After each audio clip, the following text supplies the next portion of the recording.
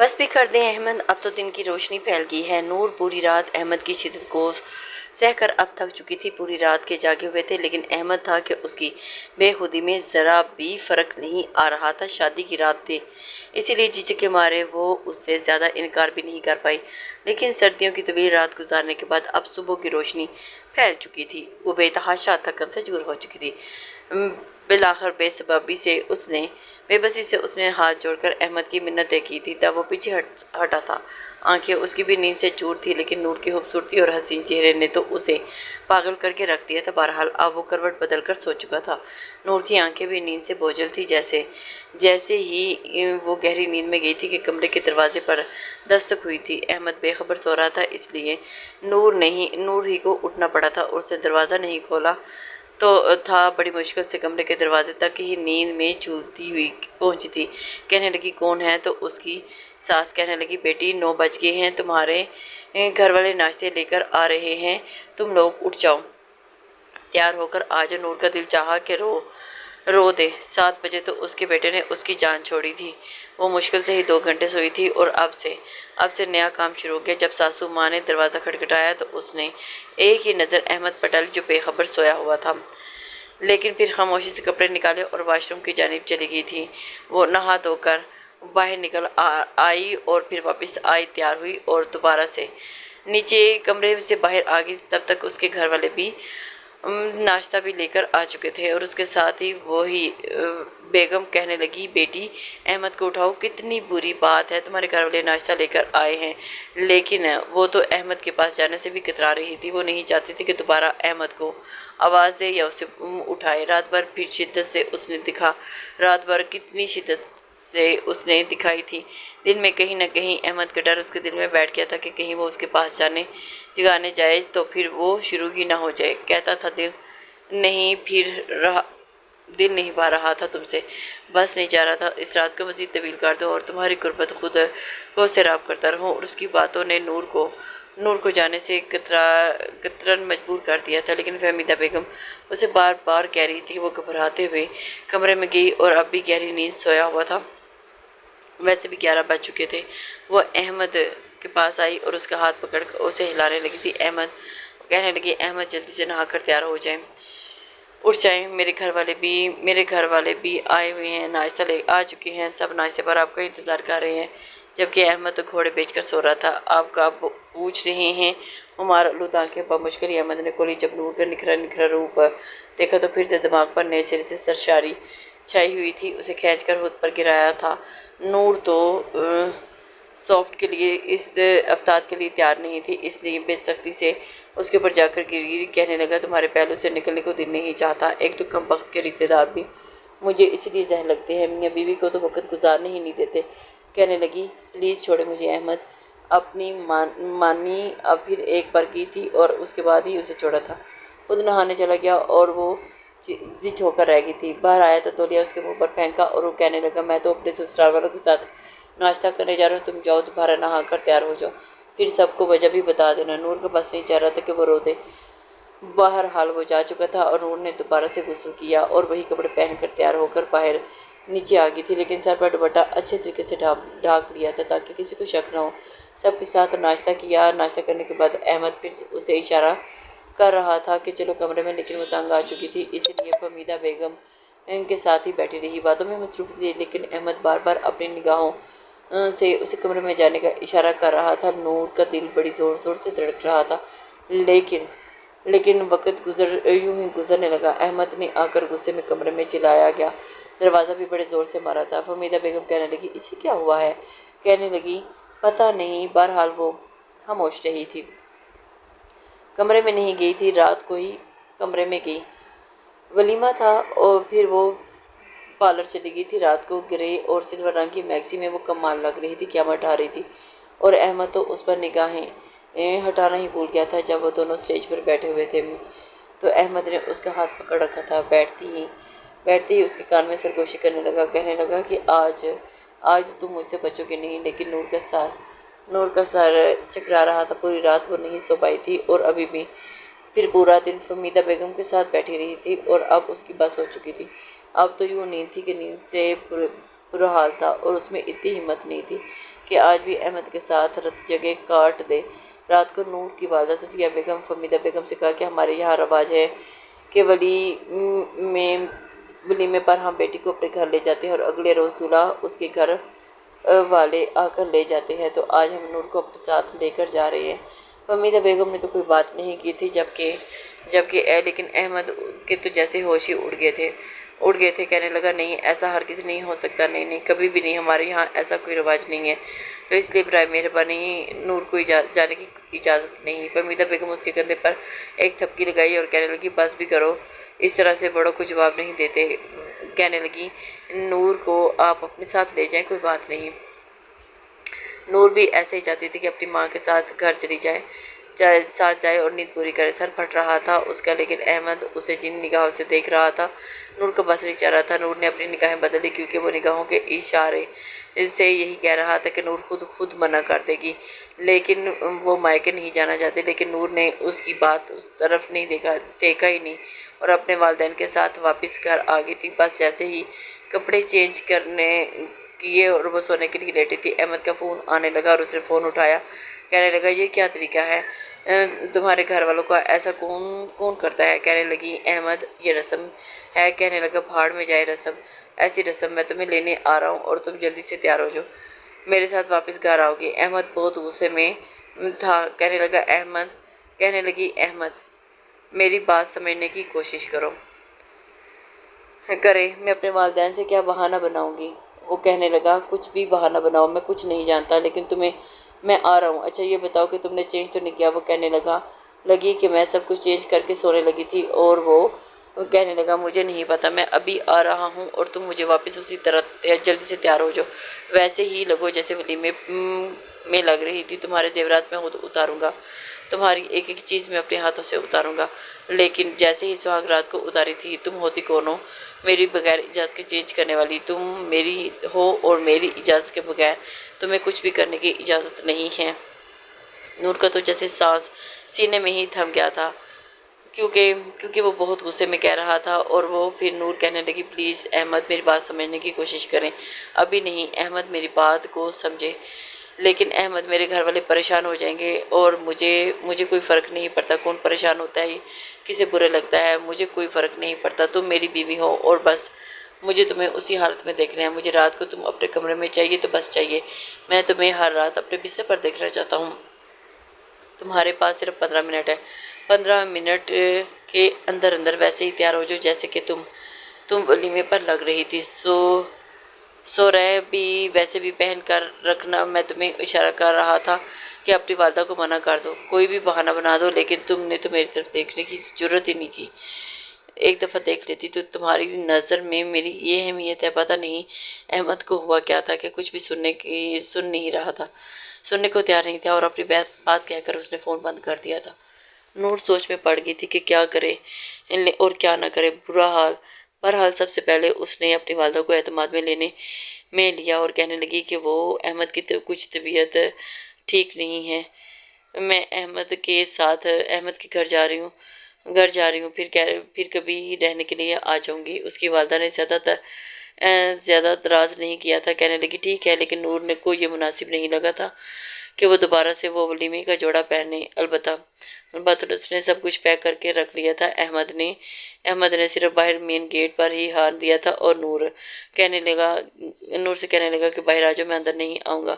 نور نے اپنے ولیمے کا جوڑا ان تمام سامان ہاتھوں میں پکڑا اور باہر چلی گئی، اور نور کو دیکھ کر اس کے ماتھے پر بل پڑے تھے۔ بہرحال اس نے سامان پیچھے رکھا اور خود فرنٹ سیٹ پر بیٹھ گئی تھی اور کہنے لگا تیار کیوں نہیں ہوئی؟ میری بات کا اثر نہیں ہوا تمہیں کہنے لگی تو احمد کچھ تو سمجھنے کی کوشش کرو، کیا اماں سوچتی کہ میں کیوں دلہن بن کر جا رہی ہوں؟ بڑی مشکل سے میں نے بہانہ بنایا ہے۔ ابھی تو نور خاموش تھی کہ جان چھوٹ گئی تھی اور کہنے لگی گھر چل کر دیکھتی ہوں، گھر جا کر ویسے ہی تیار ہو جیسے تمہیں میں نے ولیمے پر لگ رہی تھی۔ اور کہنے لگی ٹھیک ہے ہو جاؤں گی، لیکن ابھی تو چلیں، آپ وعدہ کریں مجھے زیادہ تنگ نہیں کریں گے، میں کل رات بھی نہیں سوئی تھی احمد، اور صبح سے میرا دماغ چکرا رہا ہے، میرا سر پھٹ رہا ہے، مجھے بہت زیادہ نیند آ رہی ہے۔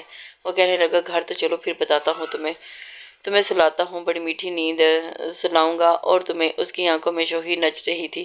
نور کا دل دھڑک کر برا حال تھا۔ جب وہ گھر میں آئی تو فہمیدہ بیگم سو چکی تھی۔ اپنے کمرے میں گئی تو کہنے لگا، احمد کہنے لگا، چلو جلدی سے تیار ہو جاؤ۔ نور نے دوبارہ سے ولیمے کی میکسی پہنی تھی اور دوبارہ سے تیار ہو کر اس کے کمرے میں واپس آئی تھی۔ میک اپ کیا، یہاں تک کہ نور زیورات بھی پہنے، ابھی سب کچھ پہن کر تیار ہوئی تھی۔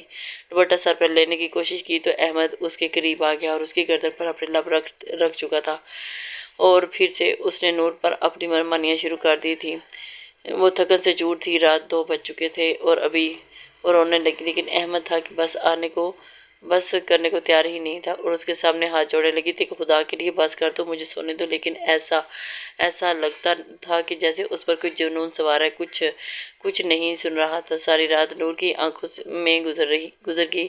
صبح احمد سو چکا تھا اور وہ پھر بے تحاشا رو رہی تھی کیونکہ اب اس کے پیٹ کے نچلے حصے میں بہت زیادہ پین ہو رہا تھا، تکلیف ہو رہی تھی اور اتنی تکلیف کہ وہ برداشت نہیں کر پا رہی تھی۔ اس سے برداشت بھی نہیں ہو رہا تھا، شدت سے درد ہو رہا تھا اور اس نے سوئے ہوئے احمد کو اٹھایا اور اسے ہلانے جھولنے لگی۔ احمد گہری نیند میں جاگا، لیکن نور کو یوں تڑپتا دیکھ کر پریشان ہوا تھا۔ کہنے لگا، کیا تمہیں؟ کہنے لگی کہ میرے بہت درد ہو رہا ہے، مجھ سے برداشت نہیں ہو رہا، احمد پلیز کچھ کرو۔ احمد نے دیکھا کہ وہ پیٹ کے نچلے حصے پر اپنے دونوں ہاتھ رکھے تڑپ رہی تھی۔ وہ خود بھی گھبرا گیا تھا، کیوں سمجھ نہیں آ رہا تھا کہ نور کو ہوا کیا ہے۔ کہنے لگا کہ امی کو بلاتا ہوں۔ اٹھ کے بیٹھ گیا تھا، جلدی سے اپنی شرٹ پہنی، بٹن بند کیے اور اپنے بالوں کو درست کیا تھا اور کمرے سے باہر نکل گیا۔ کچھ دیر کے بعد فہمیدہ بیگم گھبرائی ہوئی کمرے میں آئی۔ تب تک وہ درد سے تڑپ رہی تھی۔ میری بیگم خود سمجھ نہیں پا رہی تھی کہ اسے ہوا کیا ہے۔ احمد اسے کہنے لگا، ایسا کرو، ڈرائیور کو بولو وہ گاڑی نکالے۔ احمد باہر چلا گیا۔ فہمیدہ بیگم نے اسے سہارا دیا اور باہر لے آئی، لیکن جب ہسپتال لے کر گئے تو لیڈی ڈاکٹر نے برے طریقے سے فہمیدہ بیگم کو ڈانٹا تھا اور کہنے لگی کہ آپ کے بیٹے نے کیا حال کیا ہے اپنی بیوی کا، اسے ذرا بھی احساس نہیں۔ وہ کہنے لگی، نور کے انٹرنل سائڈ پر زخم ہو چکے ہیں، اس لیے اپنے بیٹے سے کہیں کہ اپنی بیوی سے دور رہے۔ یہ سن کر فہمیدہ بیگم تو شرمندہ ہو کر رہ گئی تھی۔ جیسے ہی نور کے ساتھ کلینک سے باہر آئی تو احمد کھڑا اپنی والدہ سے کہنے لگا، کیا ہوا؟ لیکن وہ اسے کھا جانے والی نگاہوں سے دیکھنے لگی اور کہنے لگی، یہ تو تمہیں پتا ہوگا، شرمندہ کر کے رکھ دیا تم نے مجھے۔ وہ شاید کچھ سمجھ چکا تھا کہ اس کی ماں کیا کہنے والی ہے، اس لیے نگاہیں چراتے جیسے نور گاڑی میں بیٹھی آنکھیں بند کر چکی تھی۔ 2 دن سے اس کی نیند پوری نہیں ہوئی تھی اور وہ درد سے برداشت کر کے بے حال تھی۔ ڈاکٹر نے انجیکشن لگا دیا تھا، کچھ میڈیسن بھی دی تھی۔ احمد نے جیسے گاڑی سٹارٹ کی تو کہنے لگی، نور کے گھر لے کر جاؤ اس کے مائکے۔ احمد کہنے لگا، کیوں؟ وہ کہنے لگی، وہیں رہے گی 8 دن، اپنے مائکے رہے گی اور آرام کرے گی۔ وہ کہنے لگا، امی وہ گھر پر بھی تو آرام کر سکتی ہے۔ فہمیدہ بیگم کہنے لگی، نہیں، جو کہہ رہی ہوں نا وہی کرو۔ نور نے دل ہی دل میں شکر ادا کیا تھا۔ فہمیدہ بیگم نور کو اس کے مائکے چھوڑ کر آئی تھی اور اس کی والدہ سے کہنے لگی کہ ولیمے پر بھی احمد نے اسے رہنے نہیں دیا اور اسی لیے 8 دن نور آپ کے پاس ہی رہے گی۔ اور اس کی والدہ بھی خوش ہو گئی تھی۔ انہیں کیا چاہیے تھا، بیٹی کے ساتھ ٹائم سپینڈ کرنے کو موقع مل گیا تھا، لیکن بیٹی کے چہرے پر درد کے آثار صاف دکھائی دے رہے تھے۔ نور نے بھی کوئی بات نہیں بتائی تھی کیونکہ فہمیدہ بیگم نے اسے منع کیا تھا کہ گھر والوں سے کچھ بھی ذکر مت کرنا، میں احمد کو سمجھا دوں گی، وہ آئندہ تمہارے ساتھ ایسا سلوک نہیں کرے گا۔ لیکن نور کے دل میں تو جیسے احمد کی قربت کا خوف اس قدر بڑھ گیا تھا کہ وہ بیٹھ گیا تھا کہ 2 دن تو احمد نے کچھ نہیں کہا، بڑے جب سے گزار گئے تھے، چپ کر کے گزارے تھے۔ لیکن جب 2 دن بعد اس نے نور کو فون کیا تو نور اس وقت بھی سونے کی تیاری کر رہی تھی۔ فون اٹھایا تو کہنے لگا، اچھا بہانہ لگایا تمہیں، ایسا بھی کیا ہو گیا؟ جو مائکے جا کر بیٹھ گئی کہنے لگی کہ آپ کو آنٹی نے کچھ نہیں بتایا۔ کہنے لگا، یار تم پہلی لڑکی تو نہیں ہو جس کی شادی ہوئی ہے، سب کی ہوتی ہیں، سب کے شوہر اپنی بیویوں کے ساتھ ایسے ہی سب کچھ کرتے ہیں، ان کی بیویاں یوں رونے تو نہیں بیٹھ جاتی، تھوڑا صبر کرنا سیکھو، واویلا مچایا کرو۔ تم نے پتہ نہیں لیڈی ڈاکٹر سے کیا کہا اور اس نے میری ماں سے کیا کہا۔ نور میں کچھ نہیں جانتا، تمہارے بغیر 8 دن تو کبھی نہیں گزار سکتا۔ میں نے شادی اس لیے نہیں کی تھی کہ یوں اکیلا سو رہوں۔ نور کہنے لگی احمد آپ کو ذرا بھی میرا خیال نہیں، احساس نہیں کہ میں کس تکلیف سے گزر رہی ہوں اور آپ کو اپنی پڑی ہے۔ وہ کہنے لگا شٹ اپ، کوئی بھی بہانہ بناؤ، کچھ بھی کرو، بس گھر واپس آؤ۔ 2 دن میں پاگل ہو رہا ہوں، مجھے رات کو نیند ٹھیک سے نہیں آتی اور مجھے تم چاہیے۔ نور نے فون فوراً بند کر دیا اور ایک تو اپنی تکلیف سے دوچار تھی اور 2 دن بعد جا کے اس کی درد کو کچھ افاقہ ہوا تھا اور اب پھر دوبارہ سے اسی جہنمی طور پر احمد اسی طور پر پریشان کر رہا تھا۔ اسی سوچ لیا تھا کہ وہ فون نہیں اٹھائے گی، بہانہ بنا دے گی کہ لیکن وہ احمد تھا۔ نور نے چند دن اس کا فون اٹھایا ہی نہیں، جب بھی اٹھاتی تو بہانہ بنا دیتی کہ کچھ دیر کے بعد فون کرے گی، اب بھی مصروف ہے۔ 8 دن گزر چکے تھے اور احمد کا غصہ 7ویں آسمان پر تھا، برا حال تھا۔ فہمیدہ بیگم نے بھی اس پر پابندی لگا دی تھی اور اسے اپنے لگا رکھی تھی کہ وہ نور کو لینے نہیں جائے گا۔ 8 دن بعد فہمیدہ ہی اسے گھر لے کر آئی تھی اور احمد کا موڈ سخت خراب تھا۔ نور کو دیکھ کر تو اس نے اپنا رخ بدل لیا، چپ چاپ کھانا کھاتا رہا اور اسے جور نظروں سے دیکھتا رہا تھا اور کھانا کھانے کے بعد جلدی ہی اپنے کمرے میں چلا گیا تھا۔ اسے لگا تھا کہ نور کمرے میں جلدی آ جائے گی اور اسے منانے کی کوشش کرے گی۔ جیسے ہی کھانا کھا کر نور فارغ ہوئی تو احمد اپنے کمرے میں گیا تھا۔ فہمیدہ بیگم نے نور کو اپنے کمرے میں بلایا اور کہنے لگی کہ میں تمہارے سامنے بہت شرمندہ ہوں بیٹا، لیکن تمہیں مجھے بتانا چاہیے تھا کہ وہ کہنے لگی آنٹی مجھے خود ان باتوں کا اتنا پتہ نہیں تھا، میں احمد کو بہت کہتی تھی لیکن وہ میرا کچھ نہیں سنتا۔ وہ کہنے لگی کہ میں نے اسے خوب سمجھایا، بہت ڈانٹا بھی ہے اور آئندہ تمہارے ساتھ ایسا سلوک نہیں کرے گا، لیکن کوشش کر کے تم کمرے میں ذرا دیر سے جائے۔ کہنے لگی ٹھیک ہے، جیسے آپ کہیں گی ویسے ہی کروں گی۔ ویسے ہی کروں گی۔ کچھ دیر کے بعد فہمیدہ کے کمرے میں ہی بیٹھی رہی اور ادھر ادھر کی باتیں کرتی رہی اور احمد تپ رہا تھا، کب سے اس کا انتظار کر رہا تھا۔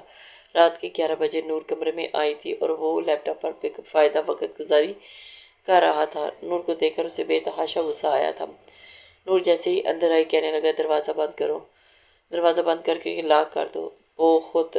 بہت غصے میں تھا۔ نور بری طرح سے ڈر چکی تھی، گھبرا چکی تھی اور اس نے دروازہ بند کیا۔ دروازہ لاک کرتے ہی ادھر ادھر دھیرے دھیرے چلتے ہوئے وہ بیڈ کی دوسری جانب آ گئی تھی اور بڑے غصے سے احمد نے لیپ ٹاپ بند کیا تھا اور ٹیبل پر رکھ دیا تھا۔ کہنے لگا تمہارے نزدیک میری کیا اہمیت ہے، تم مجھے کیا سمجھتی ہو؟ کہنے لگی احمد آپ اس کے نزدیک آپ کی بہت اہمیت ہے، آپ کی نظر میں میرا بھی احساس ہونا چاہیے۔ میں 8 دن سے میڈیسن کھا رہی ہوں اور میری طبیعت ٹھیک نہیں ہے۔ کہنے لگا یہ سب پٹیاں مجھے مت پڑھانا، اپنی ماں سے میں نے بہت لمبا چوڑا لیکچر سن چکا ہوں اور میری طرف سے بھاڑ میں جاؤ، تم اور کوئی واحد لڑکی نہیں ہو جو سب شوہر اپنی بیویوں کے ساتھ ایسے طریقے سے رہتے ہیں۔ لیکن وہ موم کی گڑیا نہیں بنی، اسے تکیہ ترس کی ہر کروٹ دوسری طرف کر کے لیٹ گیا تھا۔ نور کی آنکھوں میں آنسو جھلملائے تھے اور اس نے اپنے آنسو کو اپنے اندر ہی کہیں گرایا تھا اور خود پر ضبط باندھ کر وہ خود ہی احمد کے پاس گئی تھی۔ وہ کروٹ دوسری طرف جانب لے کر لیٹا تھا، بہت غصے میں تھا۔ نور نے اپنا ہاتھ اس کے بازو پر رکھا تھا تو وہ جھٹک دیا، کہنے لگا پیچھے ہٹو، ہاتھ مت لگانا، مجھے جا کے آرام کرو، آج کے بعد کچھ نہیں کہوں گا تمہیں۔ وہ کہنے لگی احمد پلیز مجھ سے ناراض مت ہو۔ ماں تو کہنے لگا تمہیں فرق پڑتا ہے؟ کہنے لگی فرق پڑتا ہے؟ کیوں فرق نہیں پڑتا؟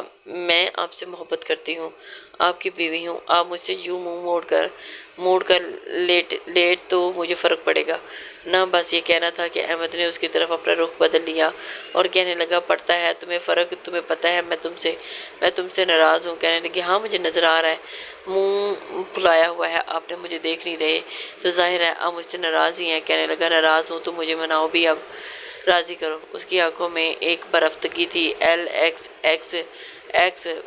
تمہارا شوہر ہوں، تمہارے قریب نہیں آؤں گا تو پھر کہاں جاؤں گا یا دوسری عورت کے پاس جاؤں؟ وہ اسے بتا رہا تھا نور تم میری بیوی ہو اور میں اپنی ہر خواہش، اپنا جنون، اپنی شدت صرف تم پر لوٹانا چاہتا ہوں۔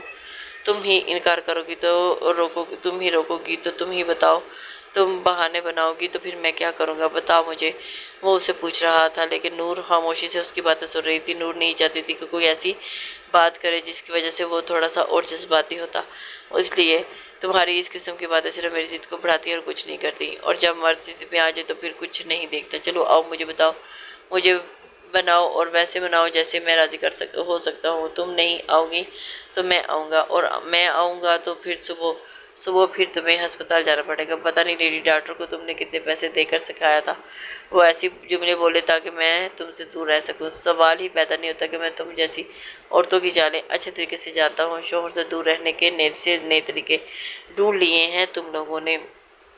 پتہ نہیں یہ خوبصورتی، یہ حسن تم لوگوں نے کس کو دکھانا ہے۔ پتہ نہیں وہ بات کس طرف لے گیا تھا۔ وہ پریشان ہوئی، لیکن جب اس نے اپنی آنکھیں بند کر لی، اپنے آپ کو احمد کے حوالے کر دیا تھا۔ آج پوری رات بھی احمد نے اسے سونے نہیں دیا تھا۔ جیسے ہی وہ نیند سے آنکھیں بند کرتی تو اس کے رخسار کو وہ جب دوبارے لگتا، کہتا سونے کی ضرورت نہیں ہے، میرے ساتھ ہو۔ میں تب دیکھ کر نور کو لگ رہا تھا کہ جیسے اس کی زندگی میں آنے والا اس کا ہم سفر بالکل بے حس ہے۔ عورت کو تکلیف سے اسے کوئی غرض نہیں، فرق نہیں۔ بہرحال اگر وہ ذرا بھی احتجاج کرتی تو احمد کی شدت بڑھ جاتی، جسے سہنا نور کے بس کی بات نہیں تھی۔ اس ضد میں آ کر نہ اسے سونے دیتا اور نہ وہ سوتا تھا۔ اس کے والدہ اپنی فرم میں تھی اور آفس میں لیٹ ہی جاتا تھا، کبھی 10 بجے تو کبھی 11 بجے، کیونکہ اپنا کام تھا اور اسے پرواہ ہی نہیں تھی، اس لیے رات دیر تک اس کے ساتھ جاگتا رہتا۔ البتہ نور 15 دنوں کے اندر ہی کمزور ہونے لگی تھی اور اس کے چہرے کی رونق ختم ہو چکی تھی۔ اس کی حالت بہت زیادہ خراب ہو چکی تھی۔ راتوں کو جاگ کر تو وہ بالکل ہی ادموئی ہو چکی تھی اور اس کی آنکھوں کے گرد ہلکے پڑنے لگے تھے، لیکن احمد اس کی شدت میں کمی آتی ہی نہیں تھی۔ خود وہ خوش خوراک تھا، روزانہ رات کو دودھ پی کر سوتا تھا، اور وہ بھی ڈرائی فروٹ والا، اور ہر طرح سے اپنا خیال رکھتا تھا۔ لیکن البتہ نور سے کہتا کہ مجھے موٹی خواتین پسند نہیں ہیں، اپنے آپ کو ہمیشہ ایسے ہی فٹ رکھنا۔ نور نے تو کبھی اب شکایت کرنی چھوڑ دی تھی، خود کو حالات کے مقابل چھوڑ دیا تھا، اور اسے لگا تھا کہ جیسے جیسے وقت گزرے گا احمد خود بہت ٹھیک ہو جائے گا۔ لیکن پھر جب اس کی طبیعت ناساز ہونے لگی تو فہمیدہ بیگم اسے ڈاکٹر کے پاس لے گئی تھی۔ ڈاکٹر نے مبارکباد دی کہ نور حاملہ ہے، اور ساتھ ہی یہ بھی کہا کہ شروع کے چند مہینوں میں تمہیں احتیاط برتنی پڑے گی، تمہارا شوہر تمہارے قریب نہ آئے۔ فہمیدہ بیگم کہنے لگی، آپ فکر نہ کریں، ایسا ہی ہوگا۔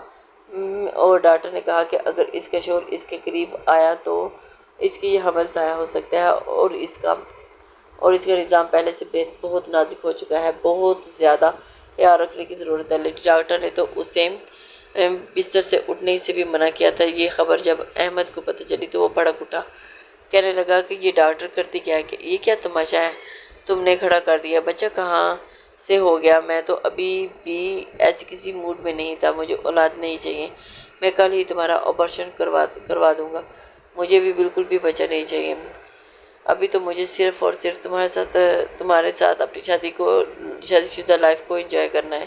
یہ سن کر تو نور کی رنگت اڑی تھی، اور اسے تو لگا تھا کہ اولاد کی خوشی میں احمد یہ احتیاط بھی کر جائے گا۔ بچہ تو ہر انسان کو پیارا ہوتا ہے، اور جب یہ پتہ چلے گا کہ وہ باپ بننے والا ہے، انسان کی سوچ بدل جاتی ہے۔ لیکن احمد کے خیالات بالکل بھی نہیں بدلے تھے۔ سن کر تو نور کو یہ سمجھ ہی نہیں آ رہا تھا کہ وہ کیا کرے اور کیا نہ کرے۔ احمد ایسی باتیں کیسے کر رہے ہیں؟ وہ کہنے لگا، کیسی باتیں کر رہا ہوں؟ وہی باتیں کر رہا ہوں جو مجھے کرنی چاہیے، میں تمہارے بغیر نہیں رہ سکتا، اور یہ جو بات میں تمہیں اچھے طریقے سے بتا چکا ہوں کہ تمہارے بغیر ایک پل بھی۔ نور کہنے لگی، لیکن مجھے بچہ پیدا کرنا ہے، ڈاکٹر نے جو احتیاط بتائی ہے مجھے وہ بھی کرنی ہے۔ کہنے لگا، تو یہ کس کا بچہ ہے؟ میرا بچہ ہے نا، تو پھر مجھے بھی بچہ نہیں چاہیے، مجھے نہیں چاہیے، جب چاہیے ہوگا تو لے لوں گا، اب بھی نہیں چاہیے۔ وہ کہنے لگی، آپ کو کیا لگتا ہے جو آپ چاہیں گے وہ ہوگا؟ جیسے آپ چاہیں گے ویسا ہوگا؟ ہرگز نہیں، اگر میرا بچہ ضائع ہو گیا تو دوبارہ ماں کبھی بھی نہیں بنوں گی، میرے لیے مشکل ہے۔ خدا کے لیے احمد اپنے آپ کو بدلنے کی کوشش کریں۔ وہ کہنے لگا کہ میرا دماغ خراب مت کرو، اب سارا ڈرامہ بازی جانتا ہوں میں تمہاری، مجھ سے دور رہنے کے لیے تم بہانے تلاشتی ہو، جب بھی میرے پاس آتی ہو تمہاری شکل پر بار بار جاتے ہیں، بیزار بیزار سی نظر آتی ہو، مجھے ویسا رسپانس نہیں دیتی جیسا میں چاہتا ہوں۔ وہ کہنے لگی، اور کیسا رسپانس دوں اور کیا کروں؟ 1 مہینہ ہو گیا ہماری شادی کو، اور شادی کے اس 1 مہینے میں میں نے ٹھیک سے سو کر بھی نہیں دیکھا، اور پھر بھی آپ کو یہ لگتا ہے کہ میں آپ کو رسپانس نہیں دیتی؟ کہنے لگا، ہاں میں سیٹسفائی نہیں ہو پاتا، میں ابھی تک تم سے سیٹسفائیڈ نہیں ہوں، مجھے سیٹسفیکشن چاہیے، مجھ سے ویسی ہی جنونیت محبت کرو جیسی میں تم سے کرتا ہوں، یہ بچہ سب کچھ چھوڑو اور ہم ایک دوسرے کے ساتھ بہت اچھی زندگی گزار سکتے ہیں۔ جب میرے پاس آتی ہو تو بس پاگل ہو جایا کرو، مجھے تمہارا پاگل پن دیکھنا ہے، ویسا پاگل پن جو میں دکھاتا ہوں۔ نور کی اس کی باتیں سن کر بری طرح سے گھبرانے لگی تھی، اور اس کی آنکھوں میں ایک عجیب سی چمک تھی۔ نہ سمجھ آنے والی احمد کو پتہ نہیں کیا ہو گیا تھا، کیا ہو جاتا تھا۔ نور دل میں گھبرا اٹھی تھی اور اٹھ کر کمرے سے باہر آ گئی اور سوچ رہی تھی کہ یہ ہر بات فہمید بیگم سے کہہ دے اور اسے کہے کہ وہ اپنے بیٹے کو سمجھائے، وہ نہیں چاہتی